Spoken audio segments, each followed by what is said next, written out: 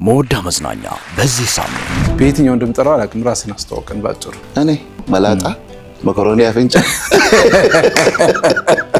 ሰው ባበደበት ይኖራል ይላል ያገሬ ሰው። ሚዲያ ሁሌ ልተው ማልችለው ከሚዲያ ውጪ ደግሞ መኖር አይቻልም በዚህ ዘመን። ድሮም ትላለህ የትዳር ደስ የሚለው 70% ችግሩ አይፈታም ማለት አይፈታም። የትዳር ችግር አይፈታም። 70% ለምን የምናወራው?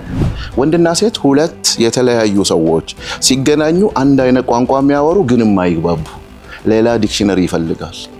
ይሄ ትውልድ የንባብ ትውልድ አይደለም። ይቅርታ እቺ ነው። በነገራችን ላይ ወንድና ሴት እኩል ነው ምናምን ነው የሴት መብት የወንድ መብት የሚባለው ትዳር ውስጥ ጎበዝ እንዳትሸወዱ። ዌስተርኖች አምጥተው ትዳራችንን የበጠበጡበት ክሊር የሆነ ሮል ነው። ፎር ኤግዛምፕል እስቲ ተመልካቾቻችን አይናችሁን ጨፍኑና መወዳ ፕሮግራም አይናችሁን ስትጨፍኑ ምንድነው የሚመጣላችሁ? መብት የሚባል ነገር ትዳር ውስጥ የለም።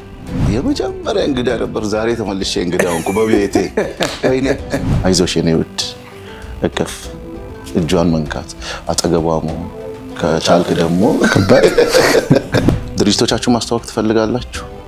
ጥሩ ነገር ማግኘት ትፈልጋላችሁ? መወዳ ፕሮግራምን ተከታተሉ።